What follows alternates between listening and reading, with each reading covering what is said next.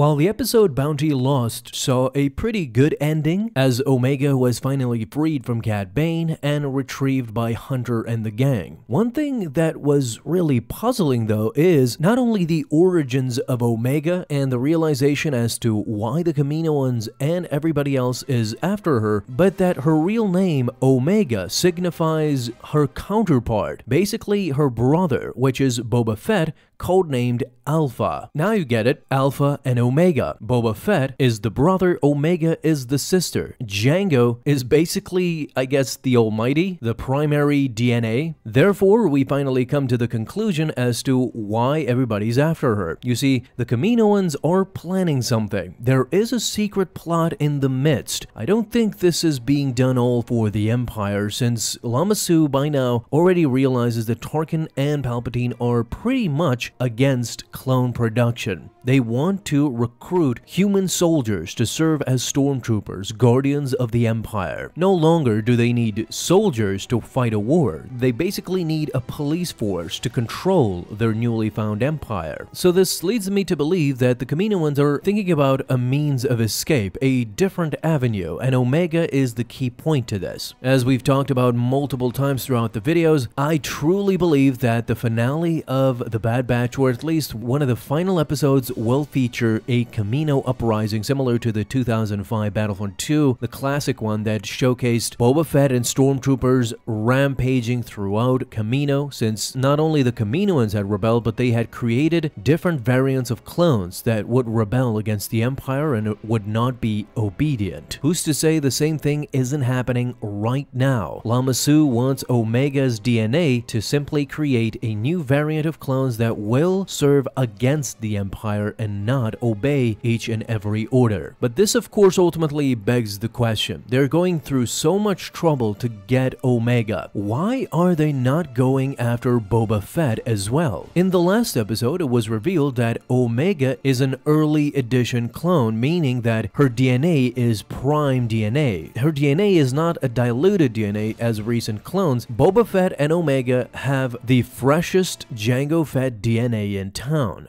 Naturally, Lama Su wants to use Omega's DNA in order to start creating clones from scratch again. By now, countless bounty hunters have not been able to retrieve Omega, as well as the resources of the Empire itself. Even Crosshair trapped them on Bracca and still could not retrieve them. By now, this is starting to be somewhat of a nuisance. Omega just is too much trouble to go through. So now we turn our attention to Boba Fett. Why is nobody after Boba Fett, since he seems to have the same first-generation DNA of Jango Fett, same as Omega does?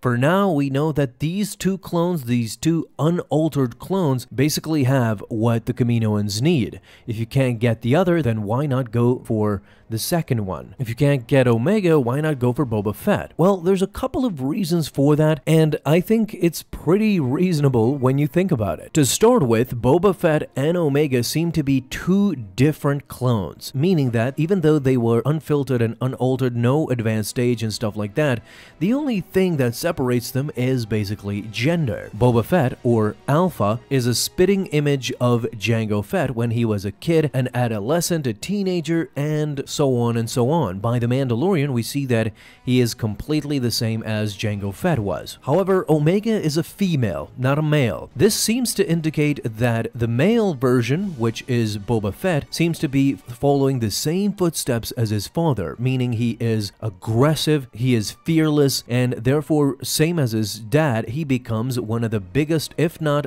the deadliest, bounty hunter in all of the galaxy. In contrast with Omega, she is very thoughtful, careful, and tentative. Although courageous, she thinks before she acts, therefore not being in tune with how Jango Fett was in the slightest, as well as Boba Fett. This difference might be the key to why the Kaminoans are not even thinking about Alpha or Boba Fett. To start with, the latest episode, Bounty Lost, shows Tech telling all of us that Boba Fett's whereabouts at this moment are unknown. But a lot of us know that even after the prequels, Boba Fett was up up to no good, including this time. After Geonosis, after watching his father die, Boba Fett had several failed attempts to kill Mace Windu, the killer of his dad, Jango Fett. Ultimately, through Aurra Sing and Cad Bane, Boba Fett became a bounty hunter, same as his father Jango. Despite being a child, Boba Fett proved to be a very effective and deadly mercenary. During the waning days of the Republic, Boba Fett's location was actually very much known because, as we see in the Clone Wars, he was incarcerated in a Republic prison. But now, during the time of the Bad Batch, he most likely is at large once again. Boba Fett's whereabouts are most likely unknown, as Tech told us, forcing the Kaminoans to focus their efforts on capturing Omega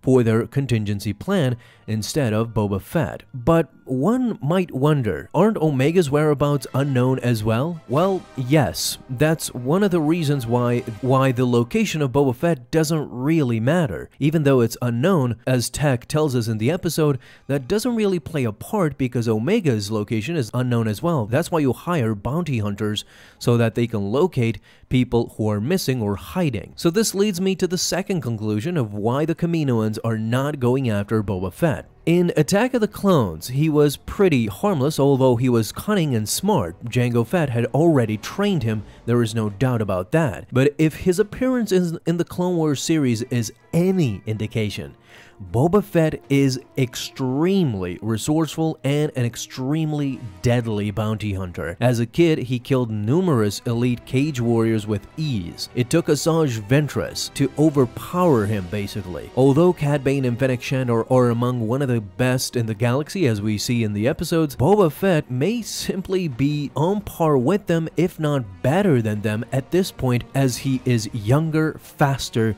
and smarter. Boba Fett, aka Alpha, just simply could be very deadly for the Kaminoans to pursue during at least this time, during the timeline of the Bad Batch. Therefore, they elected to go for the more pacifist clone and Omega rather than the killer deadly Boba Fett. This is, I think, the reality of the situation. Not only will the Kaminoans just send bounty hunters to their death simply because Boba Fett will kill them, but even, let's say, even if they capture him, you cannot contain Boba Fett in a Kaminoan prison. This proved to be true with the Bad Batch. They were incarcerated for a minute before they escaped completely and wreaked havoc around Kamino. Not wanting to subjugate themselves to the same dangers, Boba Fett might not be the wisest choice, as Lama Su has probably thought about. That's why Omega is the key to all of this. So what do you guys think? If they fail to capture Omega, will the Kaminoans ultimately decide to go after Boba Fett as well? And this is how he makes his cameo in the Bad Batch.